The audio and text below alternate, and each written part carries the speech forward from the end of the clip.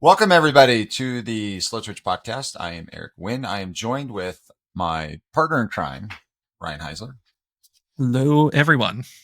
We don't have a guest today because we've got a lot of things to talk about that don't really involve a guest, Well, I mean, it's also, everyone is packing up, getting ready to go to Kona. which we are Like, going to talk about. it's finally here, right? Like the Dude, capstone. all right, We let's made just it. dive into it. Let's just dive into Kona real quick. I'm shocked. I'm totally shocked. I'm super happy. I'm elated. Is that a word?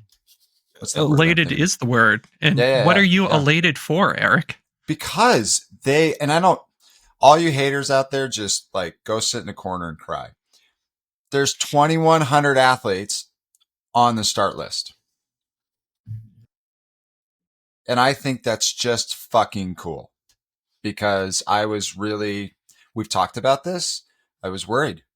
I was worried that because of the debacle last year with Kona and Ironman and the mayor and all that stuff and blah, blah, blah. And I was worried that it was too soon and we were going to screw the ladies over. Yeah, I mean, I think, you look at the way that 70.3 Worlds grew from a 1 to a 2 day event, right? And everyone went. And participation levels on Women's Day, it took time to grow into the size of event that it is today.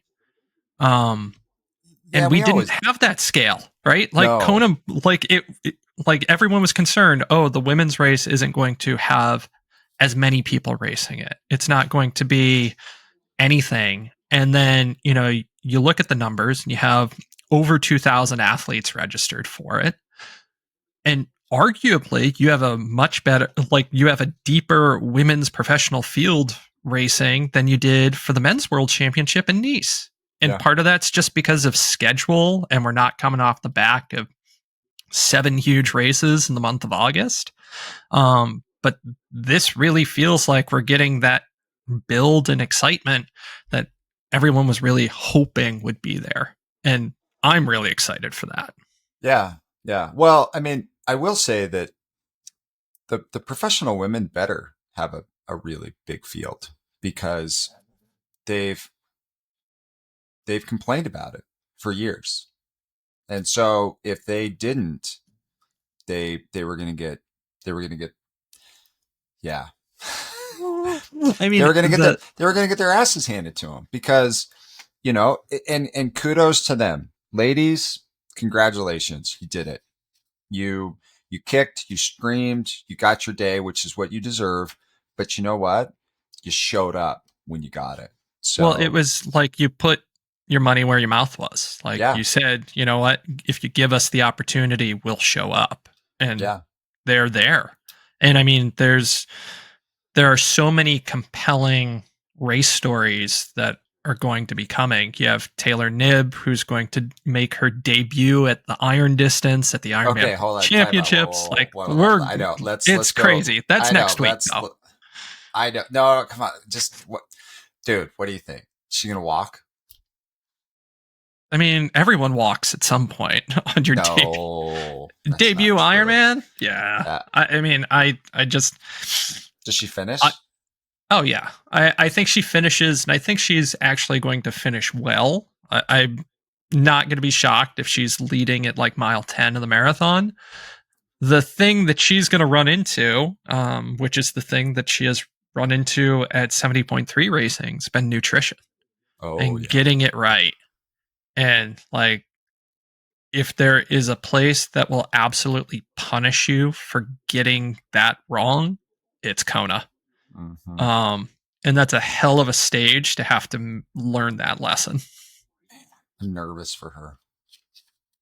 I mean, I'm nervous for it's going to her. be something. And, you know, there's so many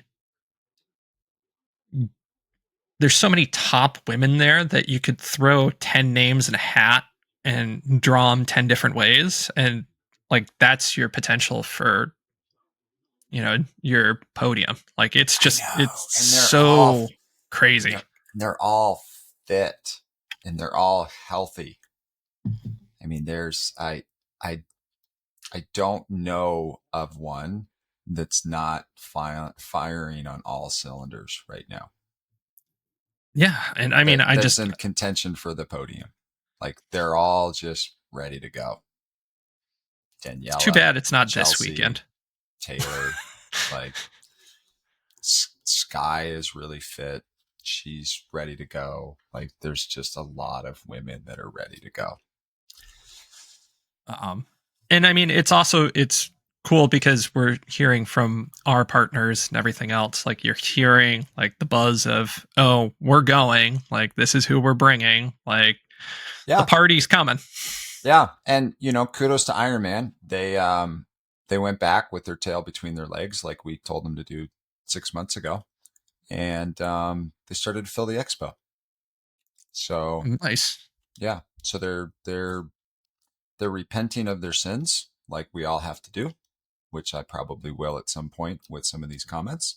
But kudos to them. So we'll see. I'm excited to get there. We take off this Saturday, and so we'll get there a couple days early, and we'll be there to report on it all day. I don't. We're not doing a ton of stuff with athletes. We've got a lot of photo galleries that we're going to be producing.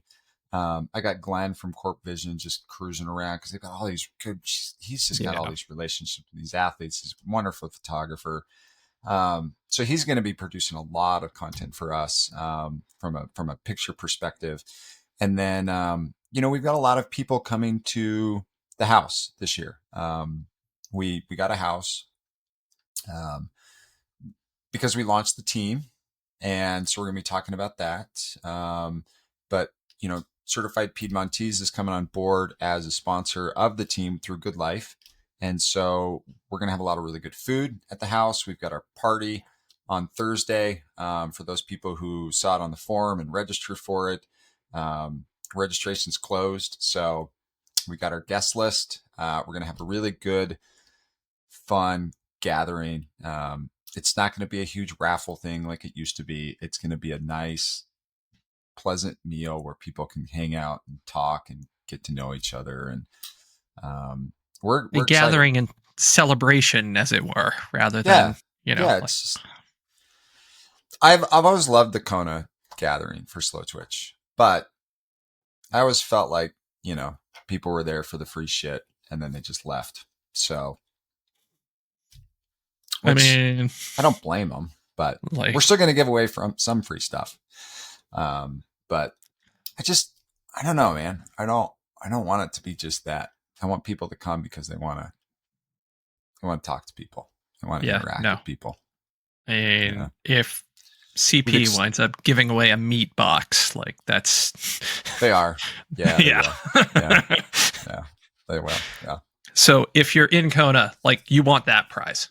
Yeah. Trust me, you want that prize. If you've registered already for the party. Right.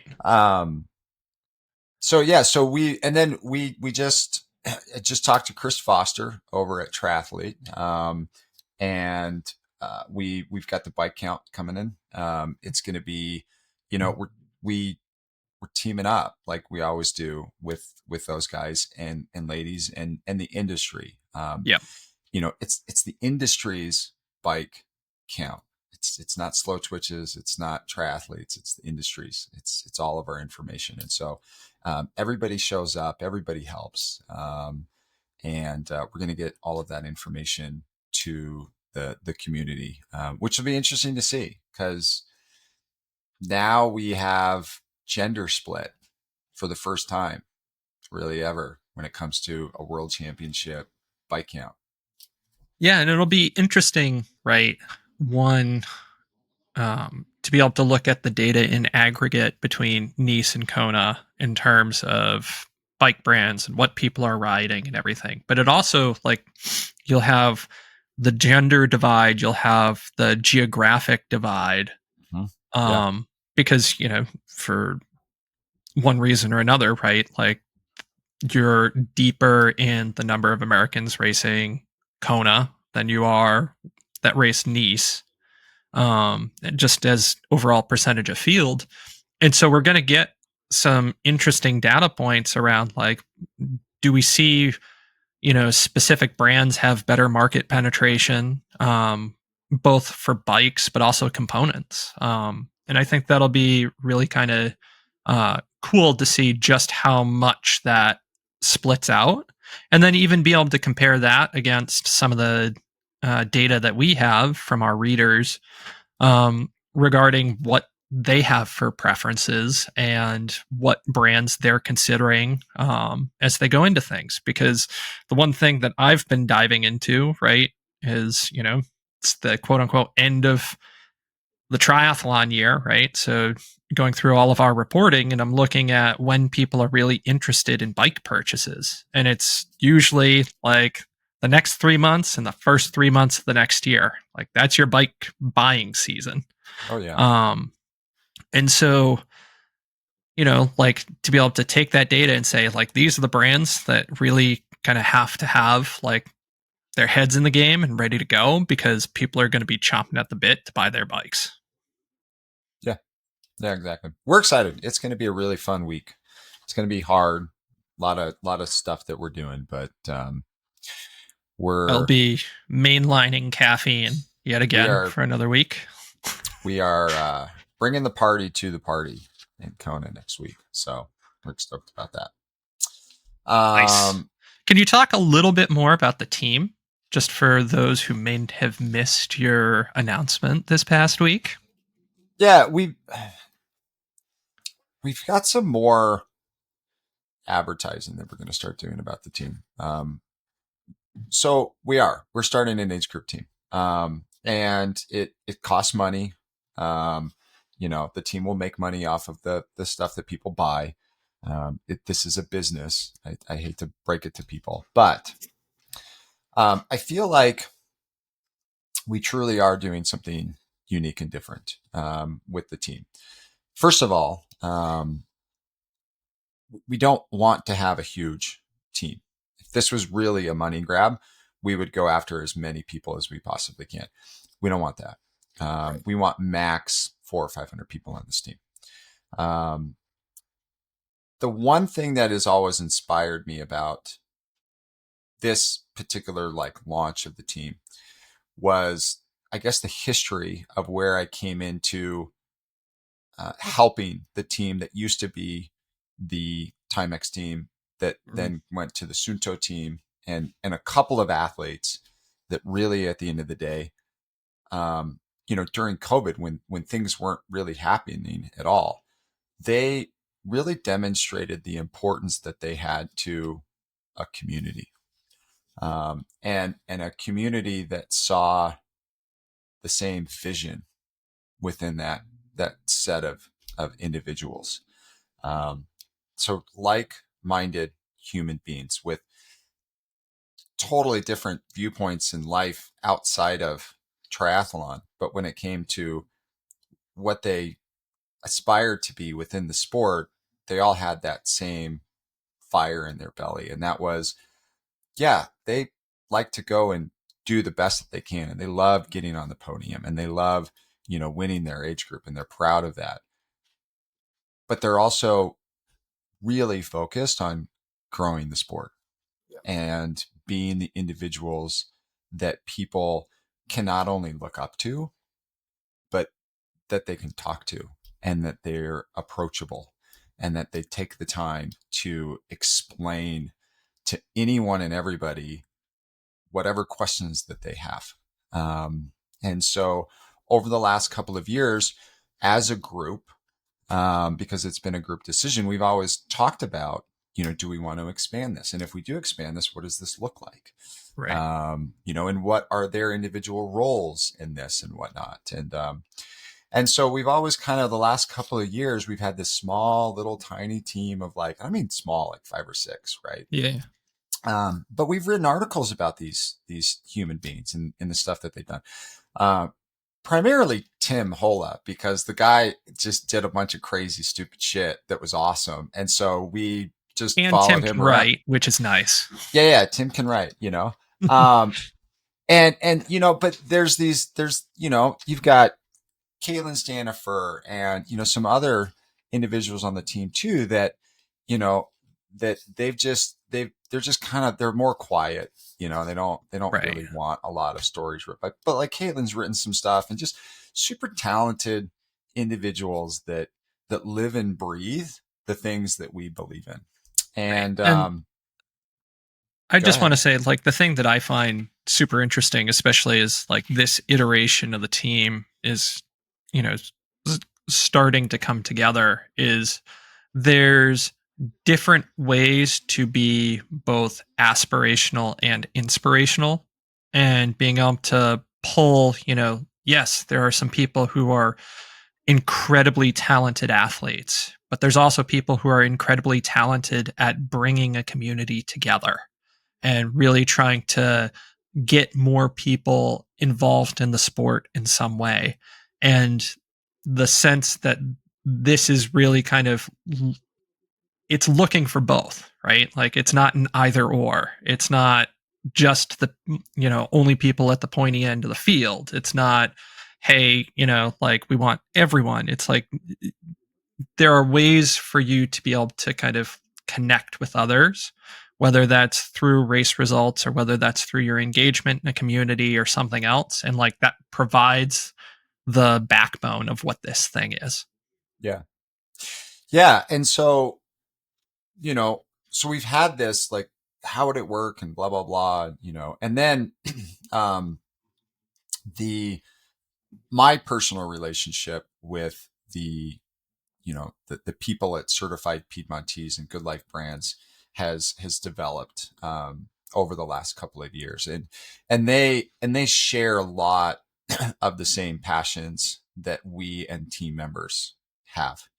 And that's been tried and true, because we've done a lot of things together, where we have, supported them, they've supported us, and we just jive really, really well. And so, we've teamed up with them to create the Slowtwitch Good Life racing team. And it was important for us to not just do a triathlon team, but to Yeah. support the community that is Slowtwitch.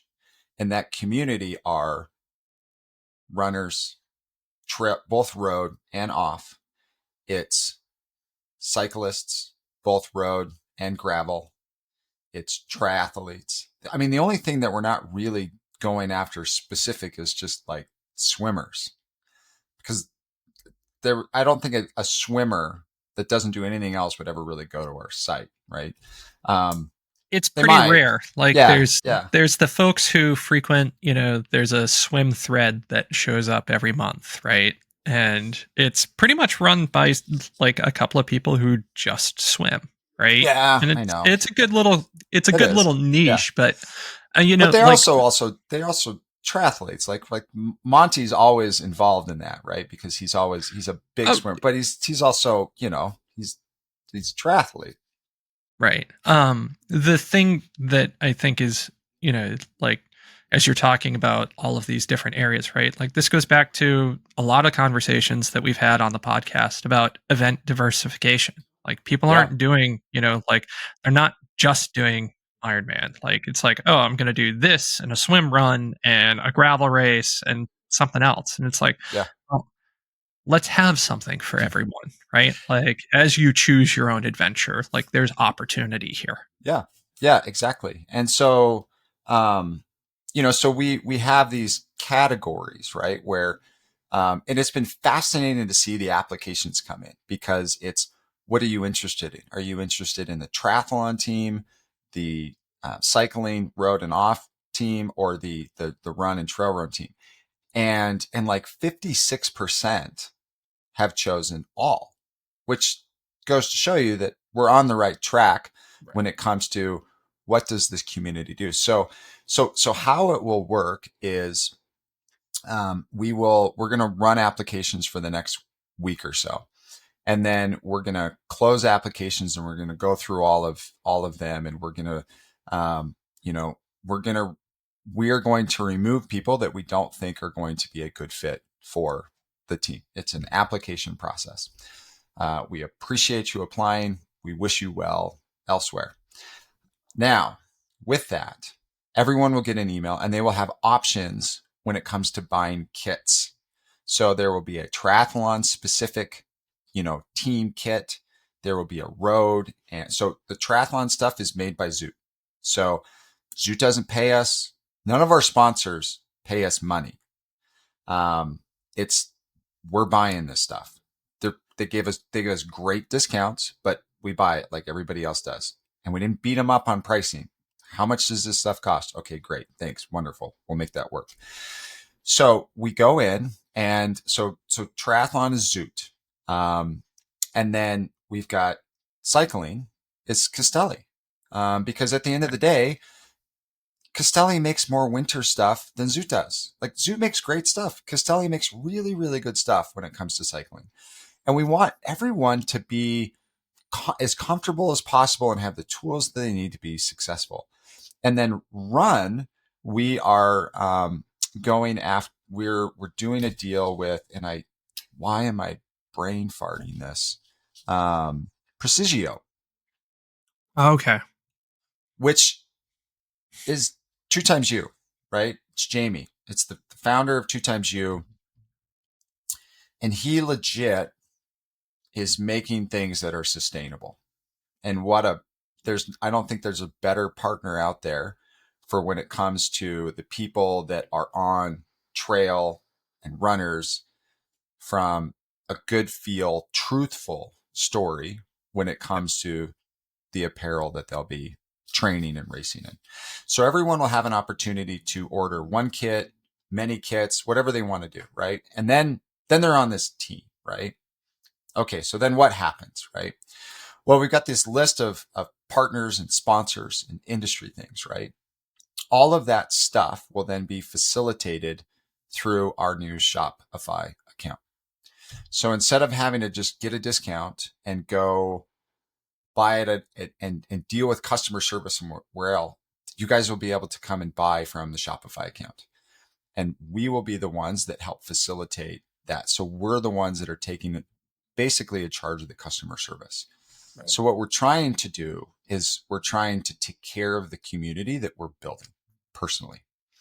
And we're working with companies that we have long-standing history with so that we can, refine the process as fast as we can when and if we need to. And so I think that's why we're just a little bit different and a little bit more unique than anything out there. And the other thing is, it really is, it's community driven, right? Like, there's so many teams out there and wonderful teams. And we're not trying to compete with those teams when it comes to getting athletes. We're going to compete against you on the race course. Like, watch out. But when it comes to the community, like, we just want to gather the people that are in our community and get to know them better, right? And the best way to do that is to get in person with them. Yeah. And what a better sponsor to team up with than a company that provides really good, wholesome food, because that's going to be the gatherings that we have. What does everybody want to do after a really long race besides take a shower? They want to fucking drink a beer and eat food, right? So that's what we're going to do. So we'll have these regional things that we're doing, and then Certified Piedmontese is they're making moves in the triathlon space to going after professional athletes. We'll have a write-up about that next week. They've already signed 4. I'm helping them with that, just full disclosure. And we're going to utilize these athletes to help continue to inspire the community that we're trying to build. And so, these professional athletes will be able to come to these events and be able to talk. So, it's not, are we creating something totally new? No, not. We're doing a spinoff of like everything else that's out there, but we're doing it in a way that we feel like works best for not only the current Slowtwitch community that we have, but also the Slowtwitch community that we're trying to build upon. So that's the team, man. So if you guys haven't applied, get on, apply. It's Get your awesome. shit together. It's gonna be cool. Yeah, Because it's gonna be application, cool. yeah, and applications will close, and then Yeah, someone's going to yeah, have to read all of them. yeah. I know. Yeah. Well, and I will say this too about the the thing that's a little bit different, right, with us versus generally speaking teams that get like a discount on Mm-hmm. things is we're going to have a lot of different offerings throughout the year. Right. And so instead of just like, here's your 15% discount, if it's available, we're going to be able to hit up with team members of like, hey, we've got 35% going on in 2 weeks because these guys are trying to do a closeout on stuff. And so we're just passing it on to you. So we'll see. We'll see how it goes. I'm a little It'll be nervous. good.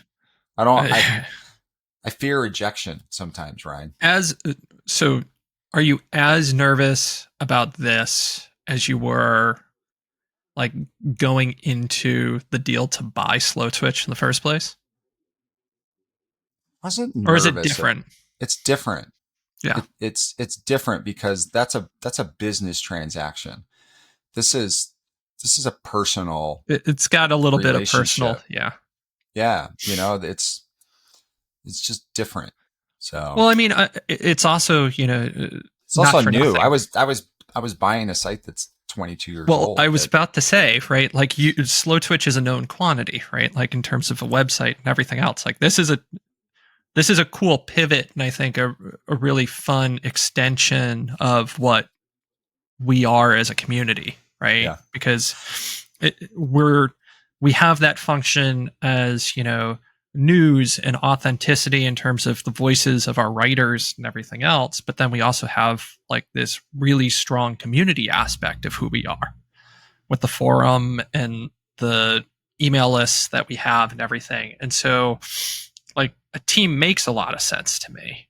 yes. And Slowtwitch isn't a website. Slowtwitch is a community. It's a living, breathing organization, and we need to continue to grow and strengthen that. And nurture. we do, and it needs to have an opportunity to have more than just online interaction. Yeah. Society as a whole needs that more. Slowtwitch particularly needs that more. And I was reminded about that when I had no intentions on doing a Slowtwitch party again at all.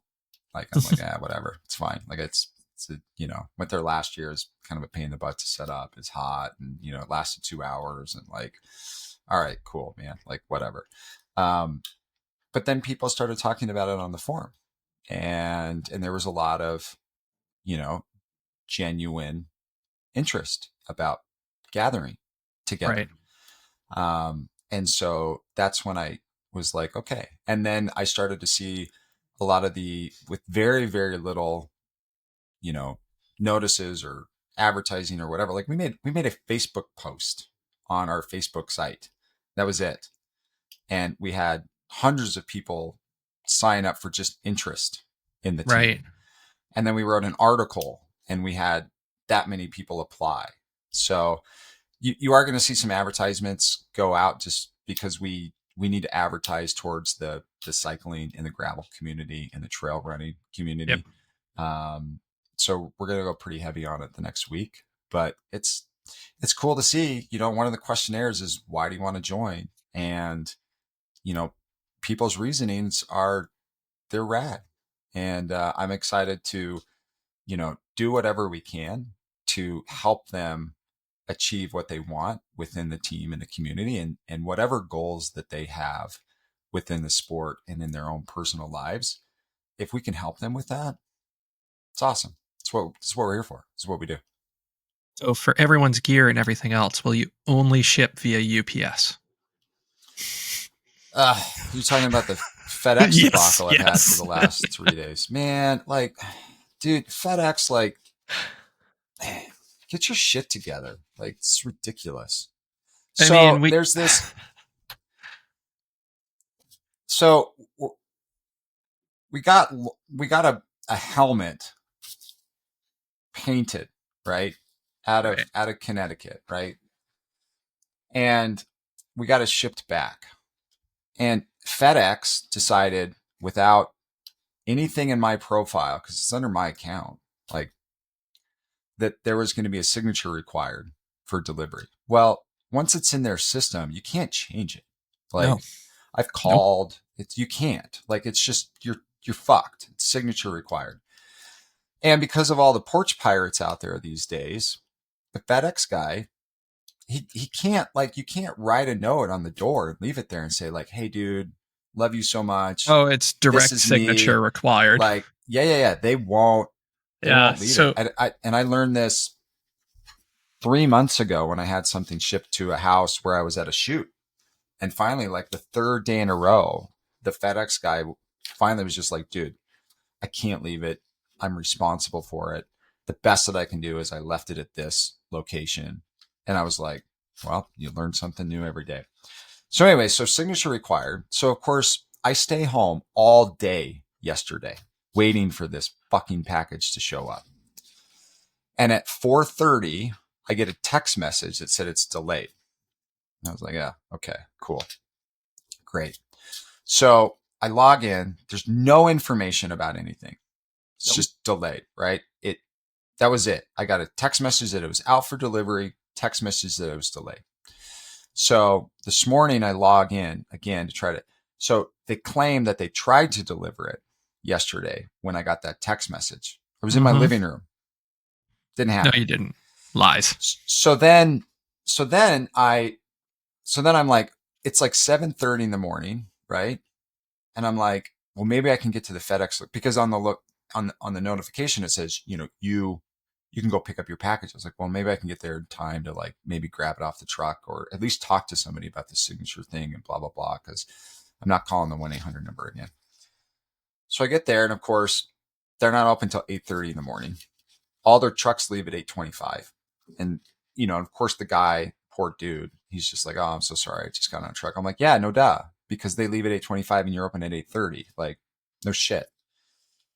So then there's nothing that this guy can do except try to reroute it. I'm like, well, how does that work? He's like, well, we try to get a hold of the contact of the driver. And, it's just like all these people are doing their best, but it's this stupid rule that makes zero sense. So then it's like, I'm like, okay, well, what can I do? I'm supposed to shoot this helmet today. I was supposed to shoot it yesterday. Now I'm supposed to shoot it today.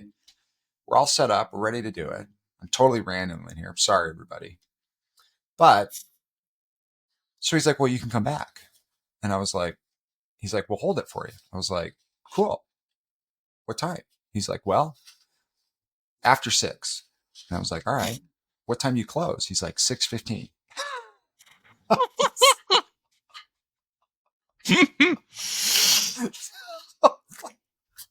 I mean, The guy and I had we had this moment where we're just like, both of us were like, yeah, it's fucked. Like, all right, cool, man. Yeah. sweet. Yeah. I was like, well, hopefully they'll actually show up today and my wife can, not be on a call for work and she can maybe go and sign it. If not, I'm going to show up at 6 and, high five the guy and see if he can't pull it off the truck. Guy's not going to be there. They're going to close early.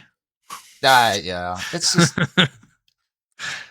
yeah, it is what it is. No, I mean, anything it, with direct signature required, right? And for, folks, if you buy anything direct to consumer from like whether it's wheels or bikes or anything else, you're going to deal with this because the amount of the package, right, like will mean that any you're going to have a direct signature on it, right? Like, anything that is valued over $499 requires a direct signature when you're shipping in unless you go into the settings and change it, which I have. Because I asked the guy, I'm like, well, is that marked in mine? He's like, no. And I'm like, exactly. I don't understand. Which is hard because it's like these are policies that huge corporations make, right? And everybody suffers because of it. Primarily the employees suffer because it's super frustrating for the customer. And then the customer, most of them, just takes it out on the employee that it's just there to, Yeah, it's have your packages frontline picked. employee, right? Yeah. Like the Yeah. retail clerk that's making $17 an hour And I to, was, and I you was know, so irritated. I was so irritated, but I made sure that guy knew. I was like, look, man, I know this isn't your fault. And I know that like, I'm not mad. I'm just frustrated with the situation because like, this just hoses me today. I know first world problems, man. I can't get I my mean, helmet, blah, blah, well, blah. I mean, like I get why the policy exists, right? Like it's probably an insurance policy requirement, right? In order to be able to Oh, for minimize sure. losses on their front, Well, right? you got all So, these people that just steal packages everywhere. I So mean, yeah, I'd make a joke that this is your fault for going for non-union labor with FedEx versus UPS, but that's not the point. It's oh just boy. it sucks, right? Like I mean, at I the end can of the I can day, talk about like who you voted for and why we have so many porch pirates that are being well, prosecuted. Like we can go sure, that route if you want. Yeah, that problem wasn't spiking beforehand. Nope, no sir. Sure hasn't gotten any Oh better. my That's for god. sure. Yeah, you go hang out in Uh, downtown San Francisco for a day. Go walk around Portland. Go do it. Dare you? PDX is fine. Take your kid. Take your little Oh yeah, girl down to one of those downtown. PDX is fine. We walk around Gosh, Boston. It's fine. Boston's really not that affected that much. I mean, Mass and Cass is It's too bad. cold. But, Oh, it's yeah. I well, know. I mean, It's there's that. But politics aside. Man, I hope we can all just get our shit together and like get back to some sort of normalcy, man. Like this is just insane. well, I mean, so this kind of dovetails a little bit where into we recently put on our race here in Connecticut, right? And Yeah. just the demands of people, and I think like the experience of COVID and isolation, I think just absolutely melted some people's brains and being able to interact with others in public. Oh, everyone And for like they totally forgot how to have um manners and yeah. and so, you know, what we're seeing are increased demands out of, your volunteer race directors. Like we don't make money on this in Denver. If anything, this past race cost us probably between $3,000 and $4,000 out of pocket in terms of just stuff that we donated or didn't take, so that way we could make sure that there was actually money for the charitable partner at the end of the day. Sure. Um, but you know, like what you're going to eventually see are these small races evaporate because they cannot put up with the kinds of demands that people are asking out of them, right? Like, yeah, a half marathon costs, $52 a person to produce right now. Like, just just to put that in perspective, right? Like, Yeah, but how much are you charging? so early registration was right around $55. So there's, a $2 profit margin in that, Mark it up, right? bro. Well, but then you get to a point where it's like, what do you mean a half marathon costs $100 or $120? And it's not a Disney race, right? Like eventually we're going to see consolidation around like large event producers. And you're going to have this gap in the marketplace of where'd all the community events go? Well, they disappeared because everybody was like, oh, I didn't want to pay for that. Or, geez, they screwed me because I said I couldn't run this race because I wanted to run another one that day and they didn't give me a refund. Yes, that was a legitimate complaint. Not this year, but I'm gonna disagree with you on the pricing thing, but I'm gonna 100% agree with you. Not the fact that it costs that much to produce a race. I'm gonna disagree with you that you just need to raise your rates and deal with that. But I'm gonna 100% agree with you on we all need to get back to like some normalcy when it comes to why are we doing this and and being able to just be happy with experiencing what we all fell in love with to do. And I mean, we saw it at the gravel try, right? Where, we didn't provide, you know, medals and race shirts and stuff like that because like we didn't charge that much. And we also were just like, look, we just wanted to do this for fun. Like we So provided timing, like that's cool. yeah, so to kind of back that up a little bit, right? Like one of the things that we have definitely looked at, right, is do we make this a bare bones thing where literally you get a time and a couple of aid stations and that's it? Or, like do people want an event out of this thing, right?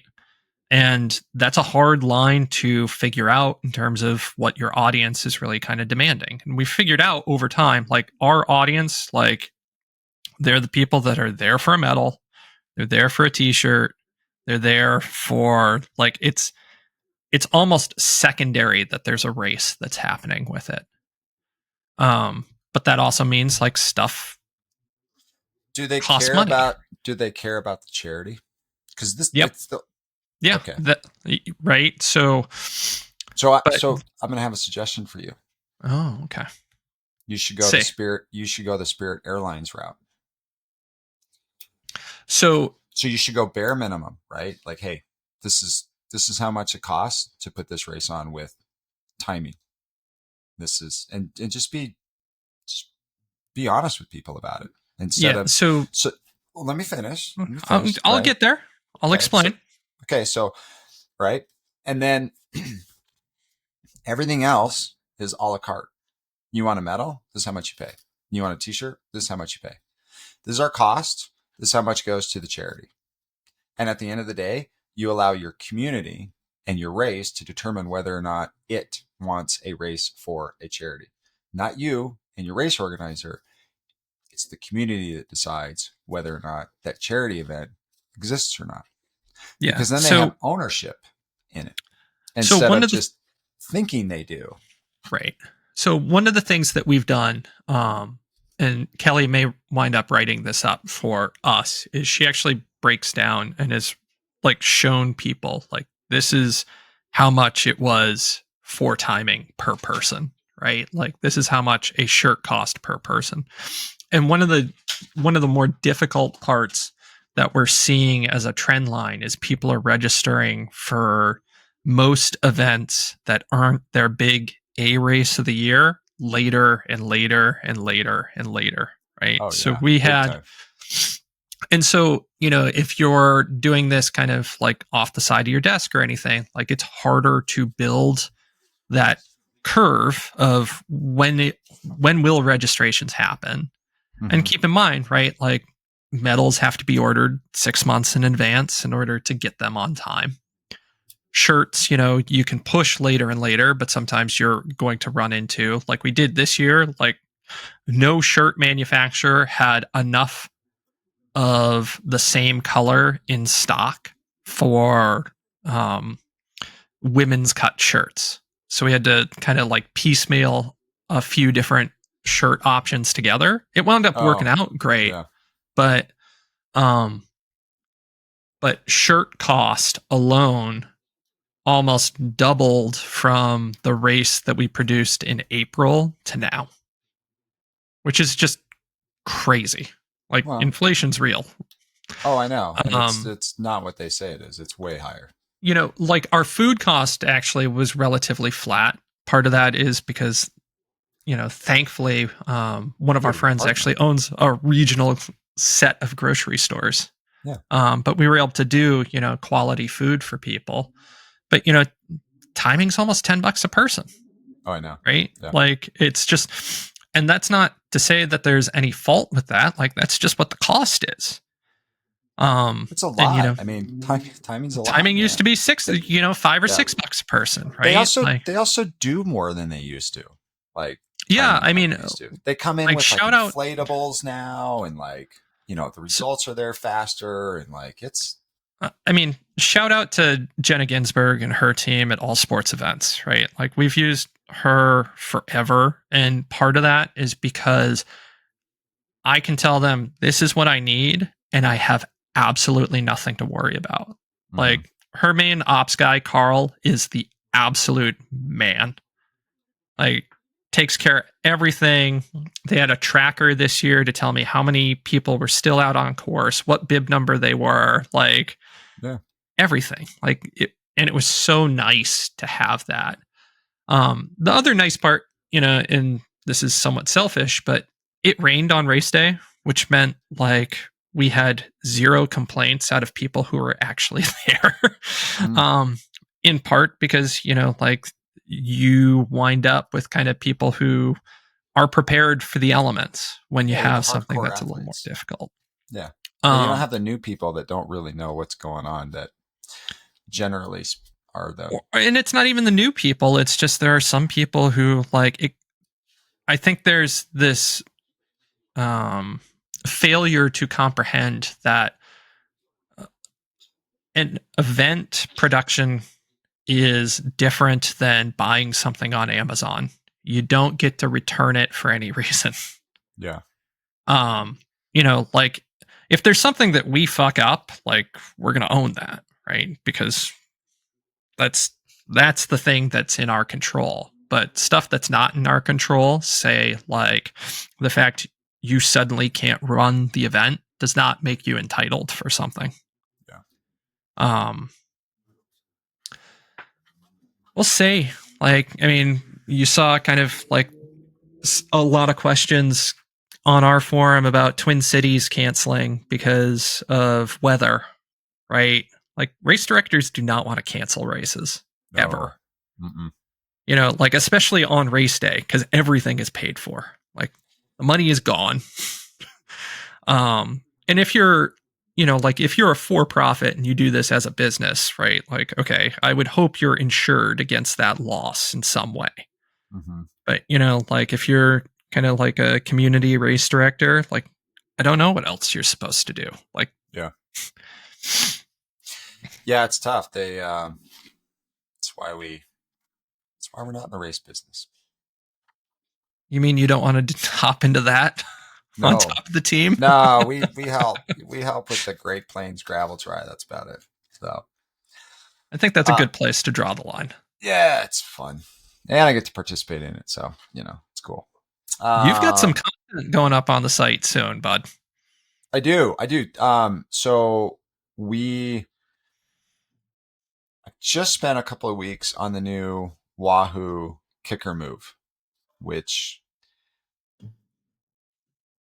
this is what I really like about this.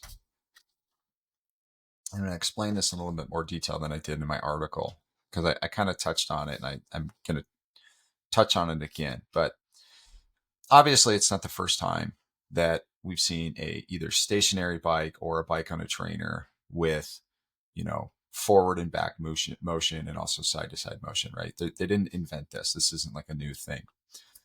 But sometimes this is a good example of like, maybe it's not always the best thing to be first. Um, because I think they've done a really good job, the best so far at making it realistic, particularly for the price point in which you can buy this piece of equipment. And this is why I like this as much. And this kind of goes back to my wife. And I'm going to use my wife as an example as somebody that is starting to continue her journey into really enjoying being on a bicycle. I'm going to back up a little bit because during COVID, she wanted to get on Peloton when Peloton was super popular with all of her friends, right? And I was like, I'm not buying you that piece of shit bike. It's a piece of junk. It rusts out. Like, it's a piece of junk. It's $2,500. It's like steel. It's heavy. It's just a piece of junk. I'm not doing it. I'll buy you stages because, they're better bikes. So I bought her a stages, but I really wanted her on the bigger stages bike with the big flywheel and actual real feel of a bike, right? She didn't want that. She wanted the in cycle, like, turn the knob, make it hard, right? So that's what she did, right? Well, she fell in love with cycling. And then she went outside. And she got discouraged Because it's because different. it's totally different. It's totally different, man. Like, and this is what I like most about the Wahoo kicker move is because it engages not only the realistic feel, but what it's really doing is it's engaging the activation muscles that we use while riding a bicycle in real life. So I'm not a big fan of people that ride their bikes on trainers all the fucking time. I think that's dumb. I think there's a purpose for trainers. But if you got an opportunity to ride outside, you need to take it for many reasons. I think you need to learn how to ride a bike properly. I think you need to learn how to ride in traffic. Like, you need to learn how to do these things if you're going to be a cyclist. And if you're indoors all the time in a corner staring at a television, you are not doing those things. And eventually you're going to do them outside in a race. And you're going to probably cause a crash because you do not know how to handle your bike the way that you're supposed to do. You don't know how to change flyers, change Flat. flats. You don't really know how to change your gears. Like, you don't know what acceleration is. Like, you don't know when to, how to properly brake. Like, there's so many things that are so critical in riding a bike outside safely that you don't know how to do because you're not doing it. And so the thing that I love about the kicker move is it is, for the first time, one of the best things that you can buy that give you that realistic view for a price point that people can actually afford. Yeah. And you've seen it, right? Like, you've seen all of these other, huge platforms and like they're big. Like, this is like built on the same, like, same platform as the other kit. You can fold it up, you can put it in the corner. It's like, it's like 25, 30 pounds. Like, anybody can move it in and out. It's got all the bells and whistles of the original kicker, auto calibration and all it, plus minus power, all of those things, right? Like, it just moves. It moves and it's a realistic feel. And I think it's super, super important. And you're going to start seeing a lot more trainers go this way because people are going to realize the impact that it really has when they're on this piece of equipment or a piece of equipment that's very similar to it when they go to actually race. Because, man, it's taken my wife 6 months to feel like she can ride a bike outside because she had no idea what it felt like to have a bike move underneath her when she was riding. No clue.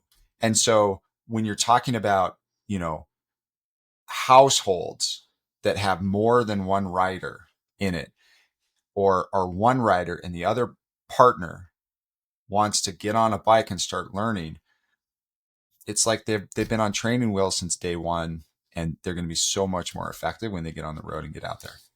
I'm super big fan of the equipment. I think it's awesome.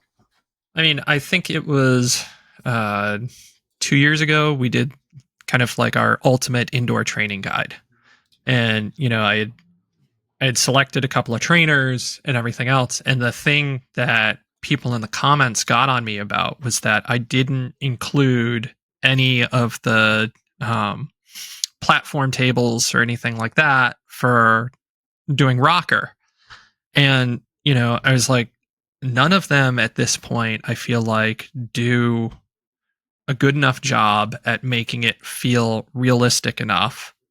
And, not for nothing, like, I don't have the kinds of problems that some others have when they ride indoors, where like their body positioning gets different enough to where like they run into either activation or recruitment issues, or their position on their saddle isn't as strong as it needs to be, or a pair of shorts that really works well inside isn't the pair of shorts that they're going to ride outside, and you have transition periods between those. This is kind of the first time where I'm seeing, oh, this is something that actually really kind of deeply makes sense, in part because it's all bundled together, right? Like you have one thing you have to buy.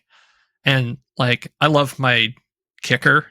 Like it's been by far the most enjoyable experience that I've had with indoor training. It just consistently works. And so like I'd have a fair amount of trust that like with this particular platform, um, it's going to work well as well.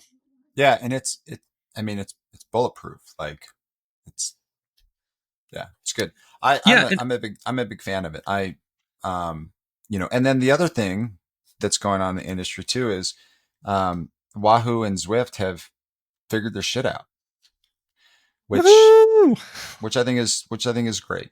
Um, and I don't mean that like all of a sudden they're like, oh, let's not sue each other and it's hey, we're we've we all got away from what we are good at. We we we're really good at certain things and we thought we could be good at other things. And then we just got into a pissing match forever about it.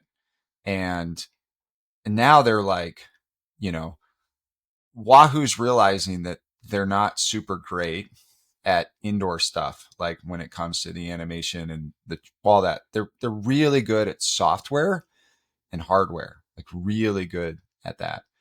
Yeah. And Zwift is really good at creating an animated world where people can live in and escape and ride their trainer indoors.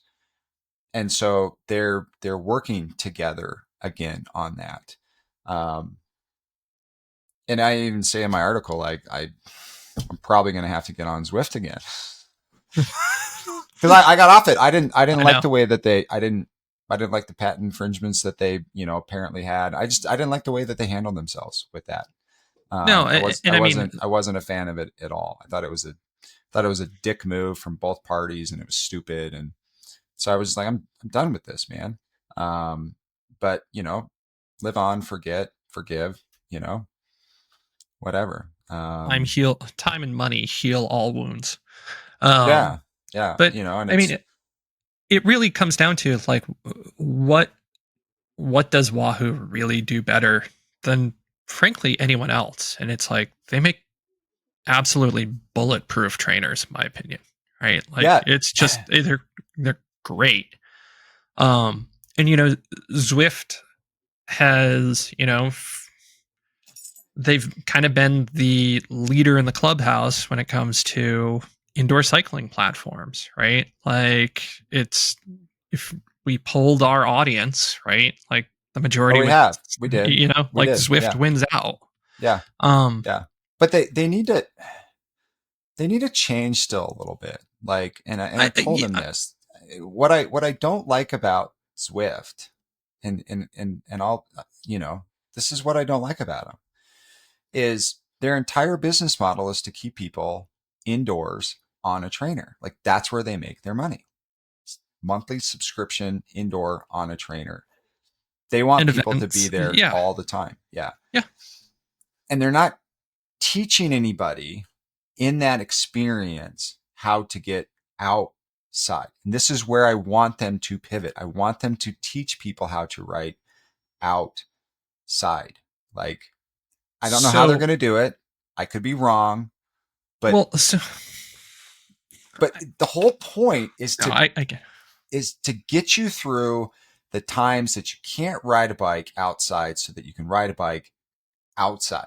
Like that's why there's two wheels on them. Like get outside and ride your bike, man. Like so much better. Yeah, no, I mean, right? Like we wrote that Get Outside article back in Yeah. January. But you know, Zwift has specific training programs, right, which are designed for like they have a gravel grinder, right, like which is supposed to build up towards racing, right? Like, and the idea is they're going to try and make you a more functional rider. The thing that indoors is never going to be able to tell you, right, is how you have to position yourself on a bike with a crosswind in a certain direction, or when you're riding downhill on disc brakes, how you're supposed to actually pulsate with You should your be you should be right. able to crash in Zwift. You're I going mean, around so a it's corner at in a gravel 55 ride. miles an hour. Yeah. Your animated character should crash and you should die in the I game. know about In the game. In the game. So, and maybe we're giving them advance Oh, do opportunity of it. like a controller or something like that, but it'd have to be something like a brifter, right? Where you actually can brake in game because they've brought steering out, Oh, I know. And right? they've got their little like, game controllers. I'm like, oh, come But, on, man. Like, like on the other hand, right? Like I hated when Zwift changed the rolling resistance for certain terrain, which made other routes unusable, right? Because at the end of the day, I just want to ride my fucking bike. I know, And but dude, like but if you go from road to gravel, it's different. Like, so I mean, I like know it's well, so our gravel is also different, right? Like there's not as much of a speed difference on what I ride as a gravel road than say like gravel where you live. yeah, very They're true. two entirely different Oh surfaces. yeah. Like mine's Oh yeah. just dirt. Like let's which turns into mud in April. It's great. Mm-hmm. Yeah. Yep. All right. If I see bikes go off cliffs and Zwifts, I know that somebody listened. You know, Unfortunately, that would take probably 9 to 12 months to program at this we'll point. still But, be we'll still be around. Yep. We'll be we'll be reporting around. on. They'll be around. It'll be good. Oh man. And then Zip has come out with some new cross country mountain bike wheels, which are pretty freaking awesome. That I'm really intrigued to hear about from you because Well, that's the first, really been the area of riding that I don't do enough and yeah, I don't have enough insight on. yeah, they, you know, what they've done is they've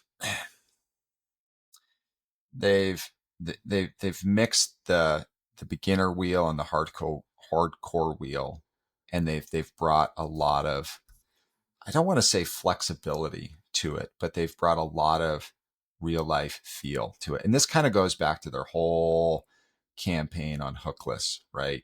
Is how do we ride on a bike as fast as we can and as comfortable as we can, which turns into safety.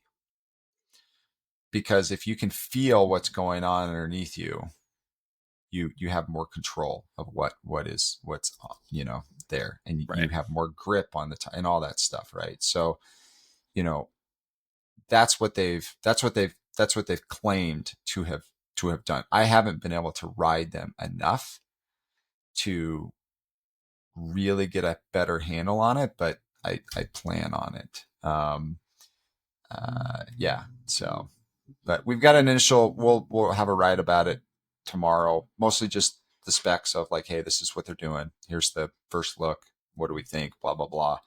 And then we'll get into it a little bit more, particularly the rest of this fall.